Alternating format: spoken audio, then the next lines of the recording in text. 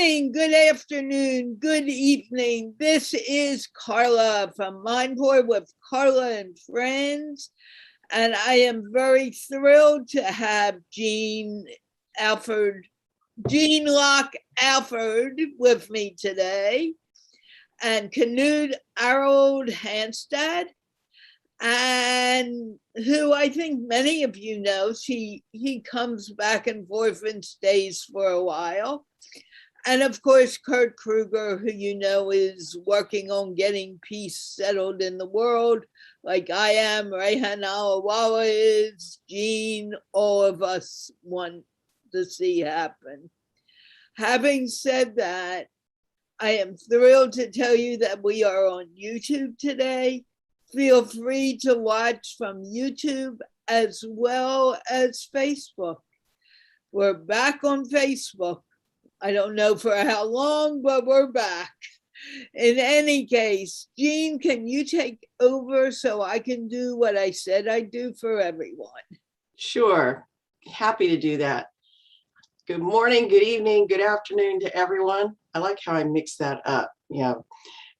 Today, we wanted to lighten things up a little, I hope, but also continue on with our theme of exploration. And I have two quotes that will help us get into it. Lighten things up a little, I hope, but also continue on with our somebody's playing something. I didn't, it's taken care of now. The thing about live is that you go with the flow no matter what. And that's part of what we're going to talk about, visualizing greatness and how to achieve it. Because as we were talking about for the last couple of weeks, going kind of deep, we also need to think about where we're going. So I picked two quotes to use today to kind of get us started. One is from the great Zig Ziglar, a great motivational speaker. Surround yourself with those who see greatness within you, even when you don't see it yourself. And that's important because when we're in it, when we're down in the trenches, we don't always see what's going forward or what's in the big picture. Or when I'm doing a positioning workshop, I say, let's go to 10,000 feet so we can see things. So I think that that's a really good one to kick us off. And the other one comes from one of the great visualizers of the last century, Ansel Adams. In my mind's eye, I visualize how a particular sight and feeling will appear on print. If it excites me, there's a good chance it will make a good photograph. It is an intuitive sense, an ability that comes from a lot of practice. So the magic that we see, when I read this, the magic that we see when we visualize can outpicture, as a friend of mine would say, outpicture in the physical world. Knut, you were telling us that you have a visualization for greatness. Let me kick it over to you. Yeah, visualization for me is, first of all, I think, creative imagination, you know. If you talk about greatness, for me at least, it has also been a process in itself. It starts with a hunch, you know. You know something, you see something, you don't really know what comes up or what will emerge. So my vision for a global renaissance, a global awakening, has been a process over many years. To visualize is to use our creative imagination. And you know, it's said that everything created started in the invisible world. And I believe that. I think that it is very important when we talk about visualizing greatness, is that, okay, I know who I am here now, but I don't really understand my potential. You talked about seeing the greatness in other people. It's also important then to understand that the greatness is within every one of us, but it is also individually interpreted, because the greatness is then adapted to the context, the culture, our talents, skills, and so on. So we use both of a natural background, and then we start to work on something. And for me, it was like I was given a vision. Many people ask me, okay, how did you create a vision? I say, I didn't create a vision. When I had my vision when I was 15, 16 years old, then I just knew it. It was just, I knew it. I didn't understand the consequences. I didn't see the results of it, but it's easier now in aftermath. So again, another key word for me in greatness is also discipline. That is part of the focus and discipline, and to go for it even when we meet, resistance and the misunderstandings from the environment and so on. So creative imagination is my key word first. Great. Yeah, putting it in our mind it sounds easy, but it's not necessarily as easy as we want it to be. It makes us have to actually define what our vision is, define what it is that we're searching for. Kurt, would you agree?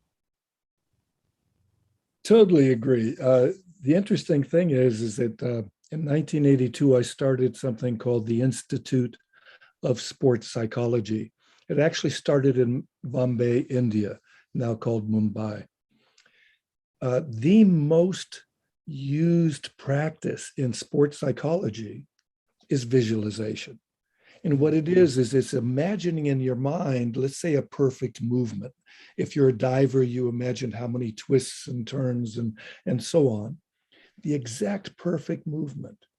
And that simple imagination, when you're set up with probes in your whole body to be able to find out what is happening, that visualization causes a microkinetic movement of those muscles that would be used in your imagination to do that dive or to do anything.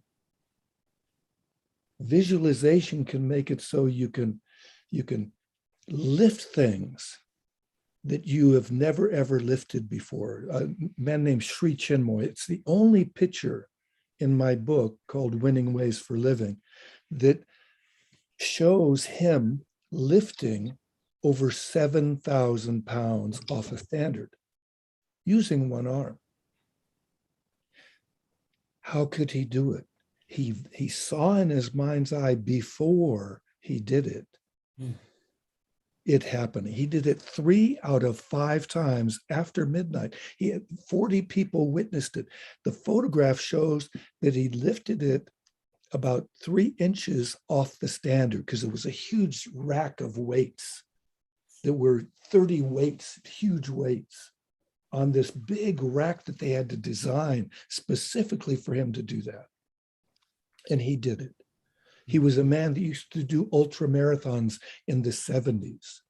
Not many people were doing ultra marathons. He was a great meditator. That was one of the main things that he taught, which is one of the keys to life is meditation. But visualization has been around for thousands of years. Pythagoras, this great mathematician and philosopher, had his students do things before they went to sleep. He had them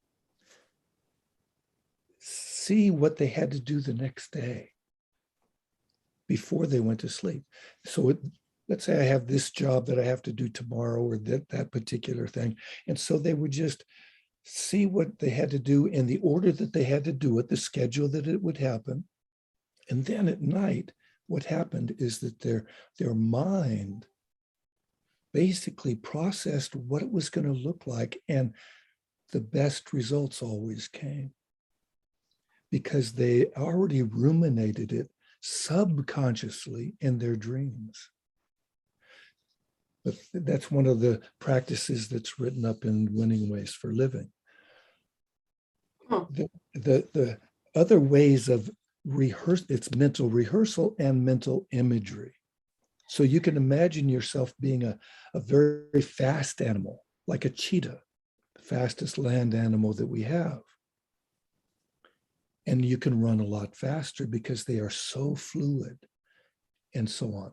So mental imagery, mental rehearsal, this is 2 practices in visualization, but there's 2 scriptures in Tantra written about 700 AD. One is called the Pratyabhidya Hridayam, which is the doctrine of self-recognition. Has 112 or 18, I think it's 112 practices to visualize how to experience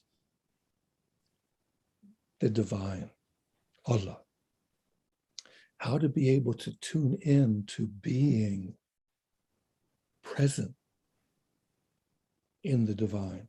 So there's things that we can do with visualization, whether it's in sports or business, seeing the business meeting being totally fruitful for all parties so that everybody is in agreement.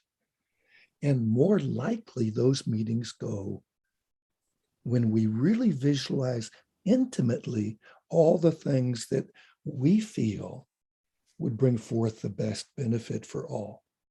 So that's a quick little diatribe. So what I take from that is the power of being able to see what you want to achieve inside your head, practicing it inside your head. But I think what I hear underneath it all is believing inside your head. It happens. That's what practice does, is it allows you to believe it. Yeah, and that means that you can overcome the voices that we have, the tapes that we have in our head. I think I'm going to call them tapes today. Those things that constantly go over in your head say things like, you can't possibly believe you can do that. Or, what gives you the idea that you can achieve something so great. So we have to kind of edit, in a sense, be our own editor and move those thoughts aside so that the visualization can actually come through. Do you believe, Knut, that you should maybe visualize something smaller in practice and then get bigger and bigger and practice that way? Or is it something that you just go straight for, the biggest thing possible and just keep focused on that?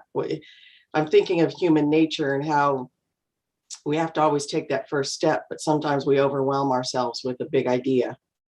There are two perspectives here. We talk about incremental creativity, step by step by step. And I think that sometimes we need to start with the smallest units in our imagination, and then it grows from there. On the other hand, you can be given a greater vision, and then you really need to believe in it. Because for me, we talk about creative imagination, but then we also talk about faith. If we don't have faith in our own vision, then we will not have the willpower to fulfill it. So greatness is also very often followed by discipline and willpower. This is okay, I believe in this, And sometimes it's not, I don't believe in myself, I believe in the vision. And when I believe in the vision, the self-confidence grows, because I do understand that greatness is dependent also on the environment, other people, other resources. So to say, we gather more and more resources, and that has been my, my strategy in building the global Renaissance society. That I see that I was given it, in one of my meditations, which is, Knut, you are here in order to gather resources for your global family. I couldn't understand what that meant. You are here in order to gather resources for your global family. But then within a specific context, and in this, in my world, then it was this, a new society. As I say, because we need also to look beyond our own limitations. So greatness is always about exceeding our limitation. So I think from your question, it's both perspectives. Sometimes I have to go back to scratch, so to say. I have a big vision, okay? But sometimes I have to really to focus, and I'm reminded, Knut, now we have to return to the simplicity. Go back and then start with the smallest units and components. And then you do understand the power of the atoms in your thinking. And when I started and I listened to Daniel Bohn's, this infinite potential, I was totally taken.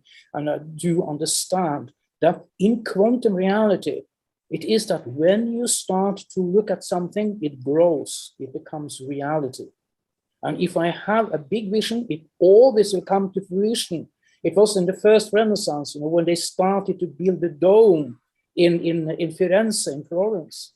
Then they didn't know how to fulfill the cupola, the roof, because they hadn't the techniques, they didn't have the tools, but they trusted that someone would come to finish the masterpiece, and he came.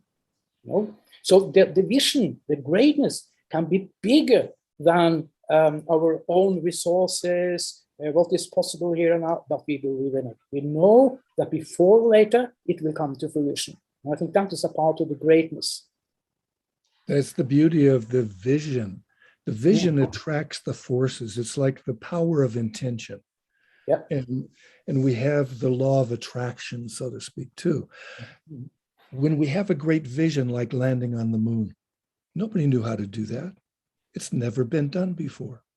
How did we be able to not only get up there, but back, and so on and so forth? Great challenges. We started the Peace Lab. The Peace Lab is an investigation into how to create peace on Earth. Now, that's been an idea for thousands of years.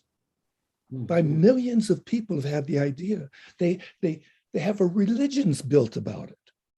And yet, why don't we have peace on Earth? So there's a missing element, the missing link, or we don't have the philosopher's stone to do it. We are searching for this philosopher's stone. That's why it's called a laboratory. We're investigating, researching, developing, whatever, and drawing all kinds of people to it from all over the world to give their ideas. It's a people's laboratory. It's a peace lab where just walking down the street, just smiling, can help bring peace, and so on and so forth. Little things can cause it. We have this idea. We started producing some special podcasts. We got them produced or published, so to speak, on Humanity Rising Global Solutions. It's a platform that has about 20,000 people a day seeing it. And we did a whole week of productions, an hour and a half kind of a presentation. And then we followed it up once a month, and we continue to do the follow-up once a month, special Peace Lab offerings. But we've attracted some of the top people in the world in different fields to be able to give the idea that we can have peace in the media. We can have peace in the education. How is peace taught in education? Well, one program has 90% reduction in violence within 2 years of implementation at a refugee camp. Refugee camps are noted for violence. Well, when we reduce violence 90% in a refugee camp, what would it be like in schools? What would it be like in prisons? What would it be like, and so on, in all these areas? When I was teaching at Stockholm University in the early 80s, I gave a program for the Swedish prison wardens and priests, because in Sweden, there's priests in every prison. So I taught them how to be able to teach meditation to prisoners so that when they go inside in meditation and clear all these things that cause them, the fears, the doubts, all the things that suppress a person's juice from connecting up with that force of God's inspiration inside. Allah is so powerful. He hides inside to be able to maybe get to be able to be heard when we are still. Because in one of the world scriptures, it says, be still and know that I am God. And if we're still, the insides change. It like stops all the monkey mind, as they say in India. Or it stops the mukhis, as they say in Africa. these gnats. And if we're more peaceful inside, we can be more peaceful outside, because as within, so without. That's why we have a Peacemaker Meditation. And I'm going to do it again, because if we don't practice something, we don't get to change. So I'm going to ask everybody to hold your hands out like you have a tray in your hand, lean forward, bend forward, and as you're ready to breathe in, bend backwards and bring your hands to your heart and say, peace in everything, everything In with everything. peace. Everything in peace. Peace Peace in everything, everything with Everything in peace. peace. Peace in everything, everything with And peace. with peace. So this psychosomatic sort of spiritual practice, when we do it, allows that thought of peace in everything, everything with peace, to become a muscle memory. It also is a thought memory. The more we repeat it, the more we think about it, the more we are going to be able to enact it. It allows inside to germinate, to visualize, what would peace in everything mean? What would everything with peace mean? And we can create it more likely in our life when that is the predominant thought, the power of intention, the law of attraction are all becoming active. And if you haven't read the book on the law of attraction, or you don't read about intention, there's incredible books, just like the Recognition Sutras by Christopher Wallace is all about visualization. So I leave you with that and a few thoughts that maybe Jeanne. Well, it's fascinating because it pulls in some of what Deepak Chopra was talking about with quantum science and quantum physics and the speed of thought. And I've always been fascinated in the power of thought, because we don't know probably 80% of what the thoughts are that go through our head. We pick up, it's the 80-20 rule. We tend to have 20% focus on something and the rest is just out there working. But when we pick the 20% that we want to focus on, we can change our world. So, you know, the idea, when it was explained to me, because reading about quantum physics was a little bit hard at the moment. I was a young single mother working what I like to say a better than full-time job. So I was extremely busy. And when I talk about how distracted we are, I talk about it from the heart. So this woman that I was working with actually broke it down in sizable bites that I could understand. And what I took away was things like the speed of our thoughts goes at the same speed as bosons and quarks, subatomic materials. And that the material in my huge coffee mug that I live with is the same as the material in my hand. It's their same bosons and quarks. So when you start to look at them, we have a way of changing the world when we change how we're seeing the world.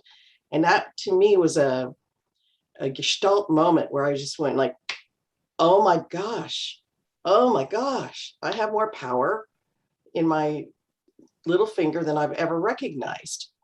And I started a process that allowed me to change, in a sense, change my mood from being constantly reacting to craziness in the world. I mean, I love my son, but at 2 years old, he made the Tasmanian Devil cartoon when he's bouncing off the walls, like a calm, etude from a symphony. My son was a busy little beaver, so when I'd get home and I'd be exhausted, I would get exhausted again, just following this creative soul that I brought into the world. So it was really hard for me to stop and say, how do I change my world? But what she did by breaking down this theory that Deepak Chopra was talking about at the time which I think was about the early 90s, if you want to go back in his body of work. She made me realize I just had to make one change, and that was to change what I was focusing on. And when I changed what I was focusing on to something a bit more, well, I'm going to say positive, because that's what it was, a bit more positive, a bit more like, I can do this. I can get through this. I can relax when I need to. And I started to learn to meditate, all of this all around the same time. It was like that Gestalt moment where it's like, boom, I have more power in changing my life than I ever thought I had. And I wish on the biggest star in the universe that everyone could have that moment to realize that they have the power to change their life by simply changing how they focus on their own mind. And then came the idea of visualization and the idea of seeing it before you do it. And, you know, frankly, Kurt, I've been blaming you, but it's not true, because I start to go like this back and forth. And it's usually when I'm trying to think of something or I'm a little bit stressed. And I realized, I was like, Kurt's been doing this peace meditation, and now it's reached into me, but it brought back memories when I was a child. That's what I used to do to calm myself down. And so now when I start this, usually it's when I have my grandchild in my arms, but now when I start to do this, I realize it's to calm me down. And when I calm myself down and allow myself to put emphasis on the right things to move me forward, that brings me to what Knut was saying about sometimes it's incremental. You know, those are the steps that we need to take. We need to, what I like to say, internalize. We need to internalize some of our vision so that it becomes the muscle memory, as you talked about. So even in Carla just did this great conference for the English ministry, and we visualized a lot of people coming, and we visualized all the speakers coming together. And I'm stealing Carla's story, but in the midst of it all, it just made me feel a little calm that I could let things unfold. But on Sunday morning, the first thing I did before we even turned on the conference, and Carla is my witness, I said, everyone, let's take a deep breath. And then we all took a deep breath, and it was just to settle us in. And sometimes that's my vision, my great vision is that everybody takes a deep breath. It's that simple. You know, take a deep breath. It grounds you. It moves you from the that monkey mind you were talking about, Kurt, and puts you into a more thoughtful, deliberate thought process. And then you could see your vision and say, yes, I can do it. And yes is maybe the most powerful word that we could say when we're doing this. You mentioned. Go ahead, Knut. Okay, you mentioned, also about focus and the intention. And for me, this has been extremely important. Some researchers, they talk about consciousness, energy, and information. I mentioned that before. It's the intention, the consciousness, and it's a conscious intention. And then I need focus, but focus literally means the fireplace in the house. So that is about the energy. If I don't have focus, I don't have the energy needed in order to manifest the intention. So that's why we also need, to understand that we need to match our vision, intention, greatness with the necessary resources, the energy. And the resources are energy in different forms. And that is what I try to create now also in GRS. What kind of resources do we need to create greatness, to allow greatness to grow? Because you talk about, Kurt, the peace, not just also the passion for peace. If you don't have passion for peace, we just talk about it. There is no energy. There is no focus on peace. There is no focus on change and the big shift we are in the midst of, in my opinion. So we need both. We need the intention, the visualization, And I remember I read myself, because, that was also one of my revelations, to say, of insights. I was told in my meditation, Knut, you have to change the name of your company, just independent. And then I knew it was an English phrase, and it has something to do with I. And then when I went through my Oxford dictionary, and then I come to power of sight. And then I started to study the power of sight. And in this context, it's also about what the divine sees will always be fulfilled. And that is greatness. That is really greatness. What I see will happen, whatever. It can take generations, yes, but it will happen because we have seeded the first thought, the intention. I think that is extremely important these days, where we talk about the new normal post pandemic and so on. I think we are living in a time where we have been given the chance to produce greatness, both within ourselves, and as you said there, Jeanne, to change our own world, but also to change the world. And in the first Renaissance, they had even a term for that, and that was cosmopoiesis. And it means world creation.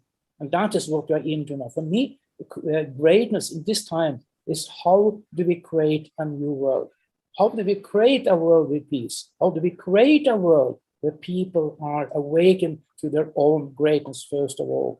I think that is so important to understand, that we see, as we initiate it, we see the greatness in each other, and we support that greatness. We help people to see their own greatness. And that is also different. It's not just about peace, that is part of it. There are other things that is important for the whole to work.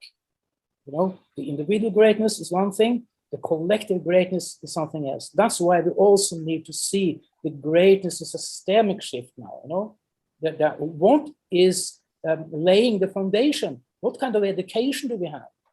Do we really teach the children to see their own greatness and to see the greatness in other people? No, not at least from my own education. I think we need a new education within this field. How to visualize? How to visualize?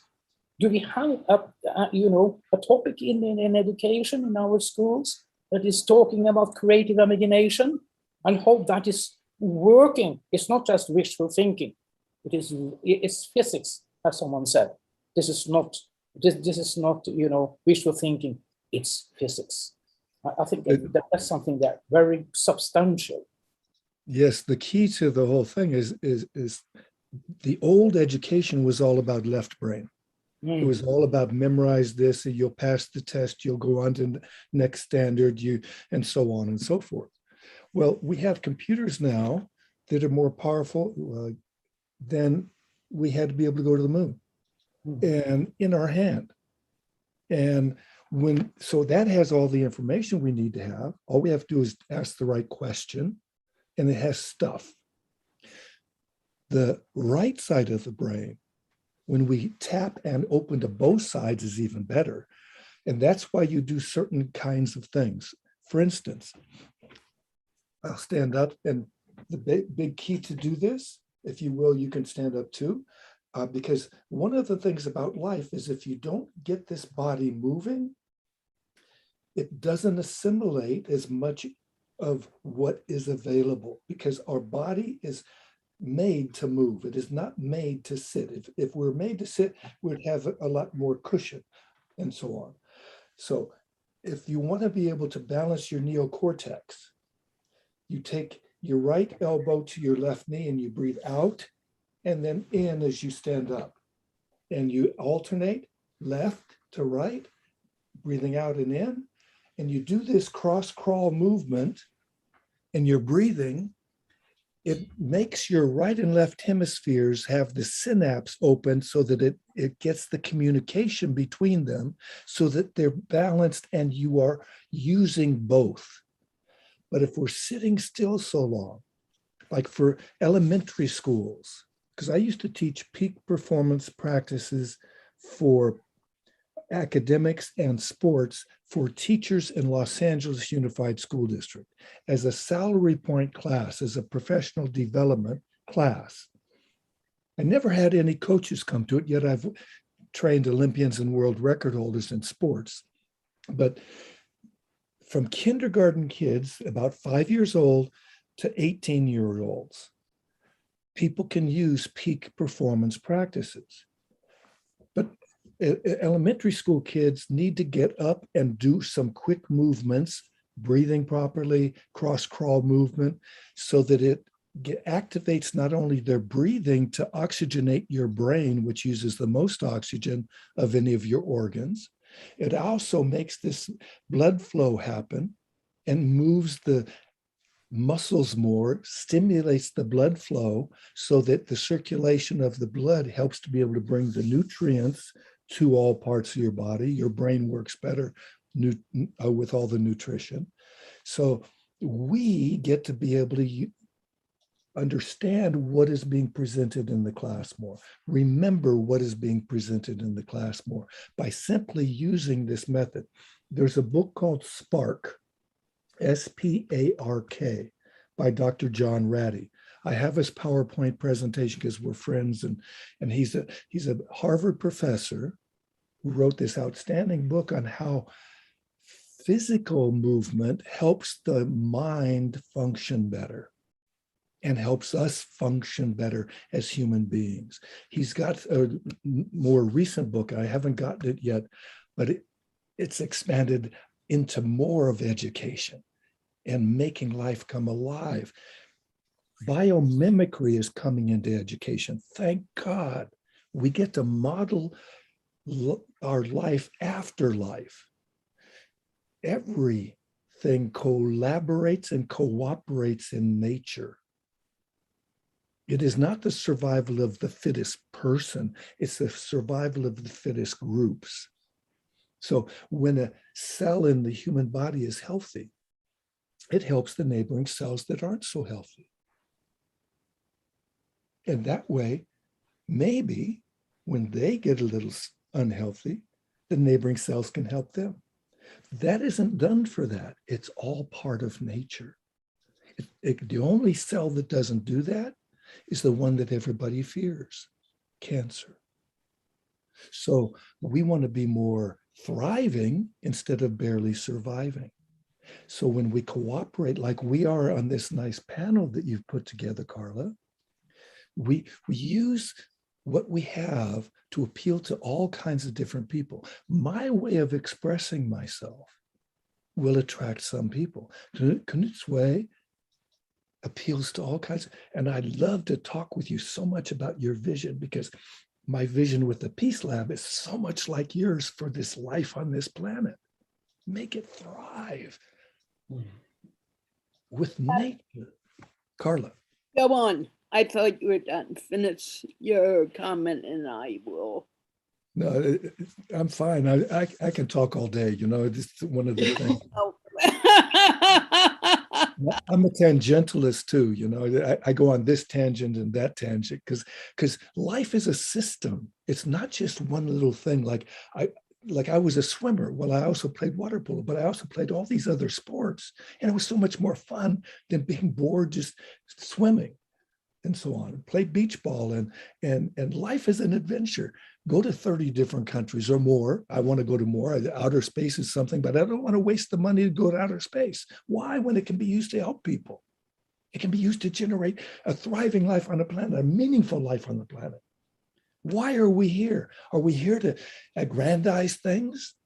No, we're here to be able to explore how life can be better. Because everything in life was put here for a reason. A particular flower was put here for a reason. And we are just a different flower. And we get to give our gifts. And that's exactly what everything I do is about.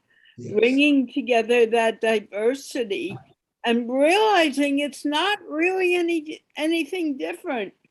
We are all so darn connected, and we don't even recognize how connected we are. And because of those connections, I do the MindPlore to help people expand their consciousness and realize this. I do the English show so people learn to feel comfortable speaking in English, and they can speak to anyone in the world.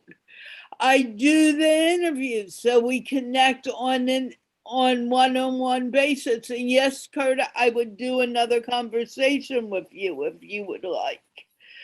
And I would do another one with everyone on this platform, because it's not a question of us being different. It's a question of us realizing how we come together and how that diversity is actually unified by the breath we breathe. The breath doesn't change because of our color skin or what country we're in or anything. It's always the same. And it starts the moment we're born and it goes on to the moment we leave the planet. And recently I've been thinking, are we really just computers for another universe? Or are we who we think we are? We have no idea who we really are. And we limit it by thinking, oh, I'm in this body and I can't go to India because I'm stuck in the United States during the pandemic. Darn it. Open up your computer. Talk to someone in India. Talk to someone. And as you begin communicating with each other, that vast universe becomes smaller. And that's the purpose of MindPlore. It's the purpose of my English show, which is changing days and times now. It's the purpose of everything I do. Can I point out one little point on your English session thing? Because all the different languages in the world are valuable. Having a common language is important so everybody can communicate, yes. And English, it seems to be the one because of the British Empire brought it around more and more and more, and we brought it around more and more. And fine, have a English language as being a so-called universal language, but please stimulate the keeping of the common local languages, the script and the speaking of it. I can attest to you, Kurt, that's a main theme in everything Carla does with the English show. Where I've heard her and I've been on it once or twice, and it's so well underscored that everybody, this is to learn the common language and make people a little bit more comfortable in using English, because many people who learn English as a new language are better at it in writing and in reading, but they are very worried about it in speaking. And Carla's platform, and I've seen it, it's wonderful to watch. The platform helps people to come to get more comfortable in speaking, which is a beautiful thing, because English is and has been for a long time the common language in business. And I've worked with a number of executives from Japan, from China, from the Netherlands, from Germany, and I found it interesting in my earlier years to find out that I was one of the few people who would say, I'm sorry, I didn't quite get that. Can I help you? You know, because I was taking them out to do interviews, I need to make sure that they were understood. You know, and this one Japanese gentleman, I'll never forget him. He kept rubbing his cheeks like this, and he said, I've never used these muscles so much. When I realized that how they speak and how we speak, we used our mouths differently. And so he was like, it's really sore. I mean, literally, I went and got ice packs for him.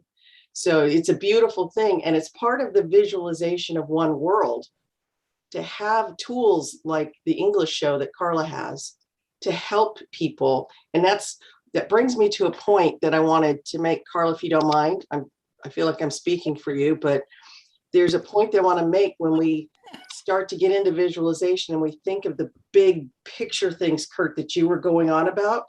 Sometimes I feel like we need to make it into sizable bites. So in my positioning workshops, I talk about having a 10,000 foot view, but then coming down to sea level. So at 10,000, you're doing your 3 to 5 year vision of what you want to do. Where do you want to be in 3 years? At about 25,000 feet, we're talking about 1 year. And I usually use a story that we're going to whatever the biggest, posh, most expensive restaurant is. You're taking me to dinner to say thank you for a big year. What did I do for you?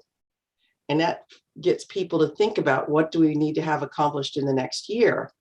And then sea level, what are we doing today? How are we getting there today? So whenever I start to talk about visualization, I feel a strong pull to tell people about these kind of layers of the big vision and then down to sea level, because I think, and it might just be me because I can only speak for myself, but I think sometimes we can overwhelm ourselves. And I know I do. And then if I'm overwhelmed, I sit back and I go, oh, how? But that same woman that described Deepak Chopra to me said, basically she said, visualize it and speak what you want. The universe will bring the resources. Totally. And that was a huge jump for me. The last time I was at Deepak's house. Hold on. We got everybody. Carla, you put her hand up first, then Knut, then Kurt, okay? Thank you. And this is in our show. But one thing that I do want to bring out, and I hear it a lot from parents, they'll come on the show and say, I want my daughter speaking English. She doesn't need to know Urdu, or she doesn't need to know whatever language. And I stop that parent right in the track. And I say, you are absolutely wrong, because your culture is a culture of its own. And in order for a kid to be able to appreciate who he or she is, he or she needs to speak the language of their culture. It's great that they're learning English early, but not in place of your own language. Mm. And I wanted to say that because, as you said, Kurt, it's an important thing. It's something that everyone needs to hear and everyone needs to begin respecting. And we do need, Kurt, I know you love to talk, so does Knut, and so does Jeanne. But we have to remember that there's 4 people who need to talk. And sometimes I do sit in the background and I let you guys go crazy. But at the same time, I'm also listening. It's not because maybe because I'm tired sometimes, but it's not because I don't care. It's because you guys, the show is for people to hear what you have to say. And I chip in every once in a while. Who was next, Jeannie? Because Knut.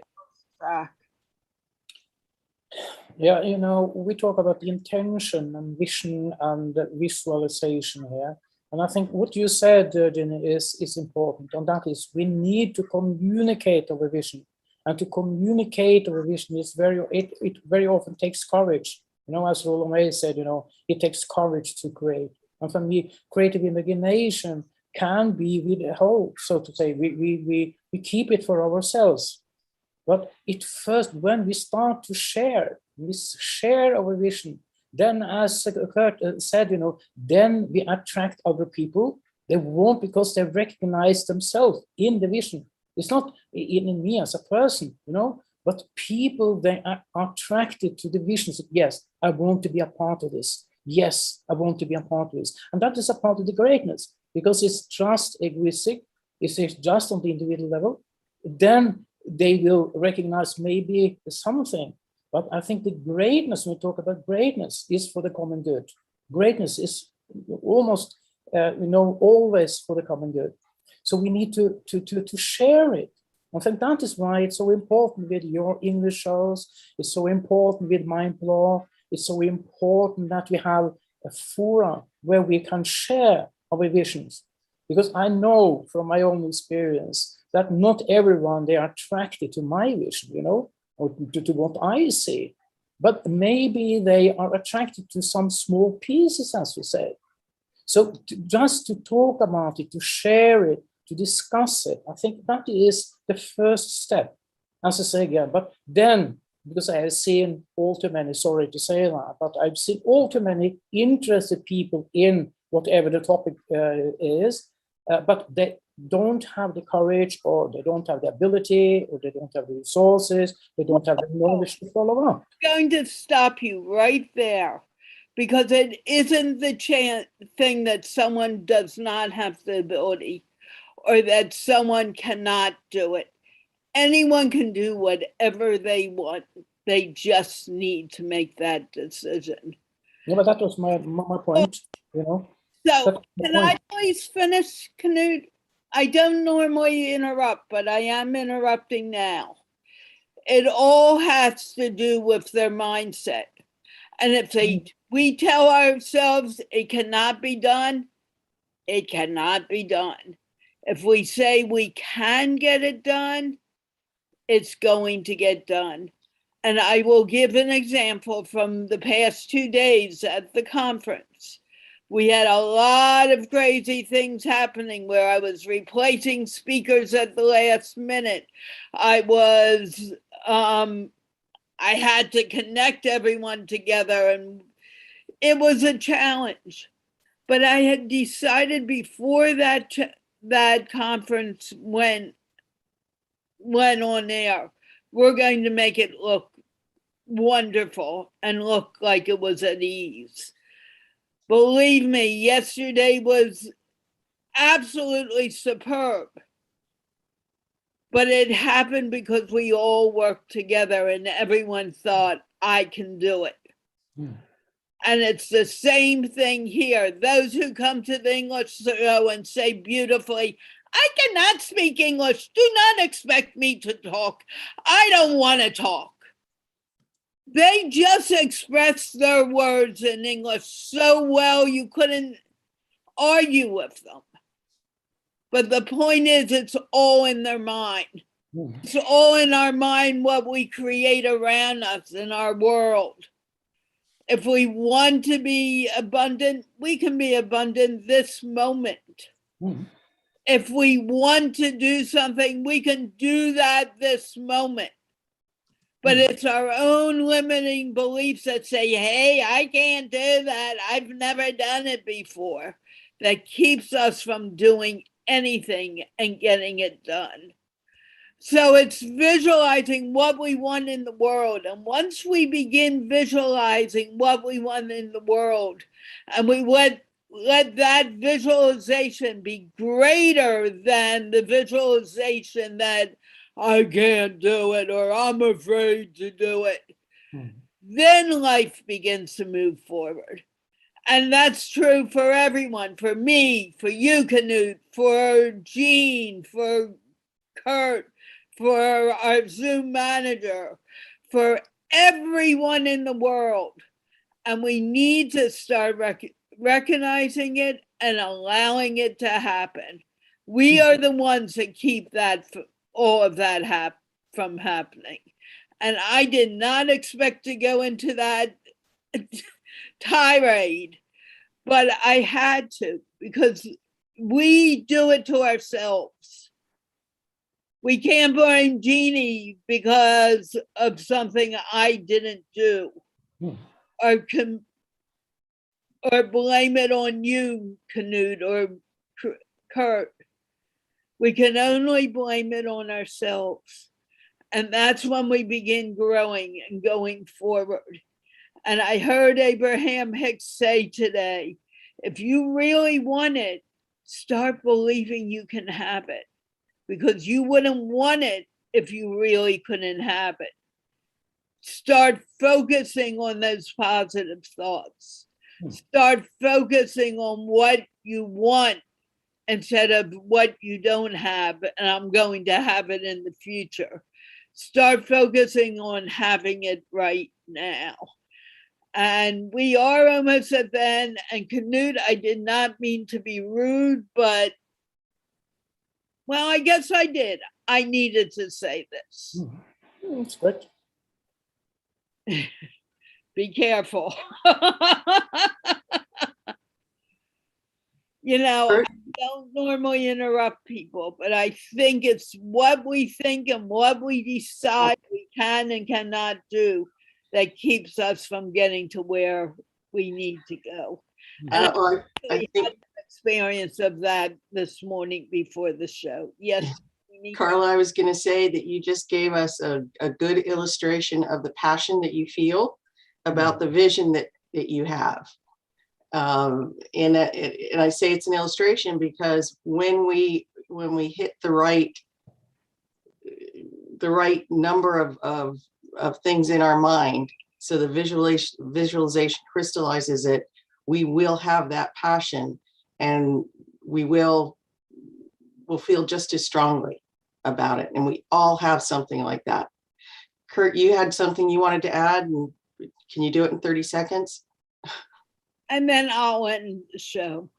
Well, the best way to be able to express ourselves is with the outlook is, if you are the creator, what would you really want to create? And create it. But are we not the creator? The other day, a friend of mine wrote in a Facebook post in a private group, which I think should be very open, and said, what would you do if you were God? And I came back to him, and I couldn't believe I said this, but I was so sure. I said, we are God. We create our own worlds. We have lost that ability to believe that because we've been told so many limiting beliefs. It's time that we begin opening up and recognizing who we are. Jeanne, you look like you want to say something. Oh, basically that simply taking the time to meditate and to allow the messages to come through, as Kurt said at the beginning, that still small voice that we don't often hear because there's too much noise in the world, but we try to be with it, to allow ourselves to see what we can be, and to simply accept it, that this is the vision that's coming through. And then we can worry about how to get there, because that's when the universe starts bringing us the resources we need. Question, do we worry about getting there, or do we allow it to come because we are opening up our own ability to worry just adds that chaos in the mind.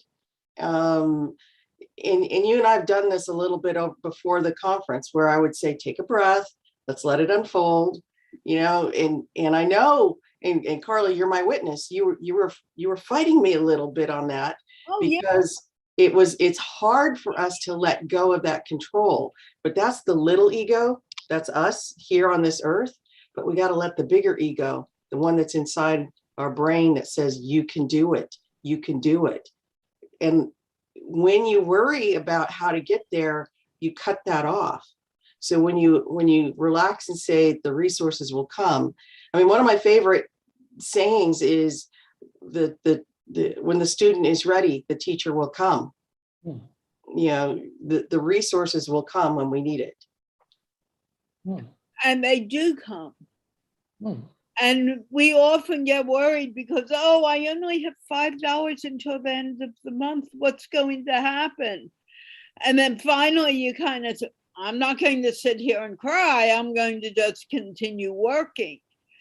And as we continue working and doing what we are focused on, everything falls into place.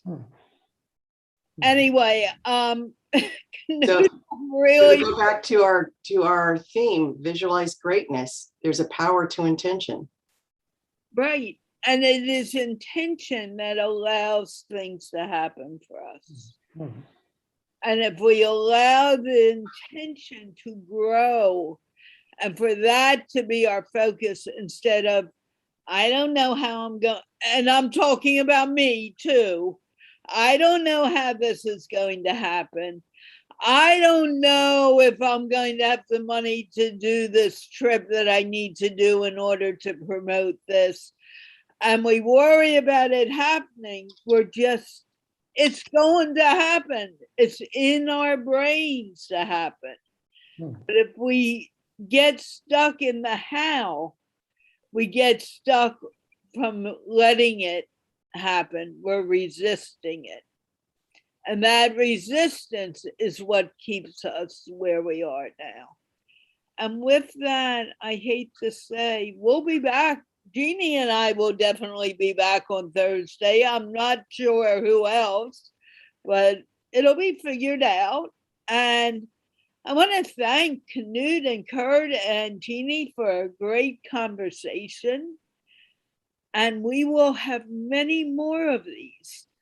And believe it or not, last week, MindPlore was 2 years old. So we're working on our 3rd year. And because of my concern with the conference, I forgot to celebrate it. So I may have some of the oldies but goodies on in the next few weeks to celebrate the birth of MindPlore. Actually, we have one here right now. Knut is one of the oldies but goodies and never forgotten, even when I interrupt them. It was such a great pleasure to meet you. And with that, can we wave goodbye? And we'll see you again in the near future. Adios to God. Yeah. Arrivederci. Okay, I need. Thank you so much, Knut. I'd love to talk with you.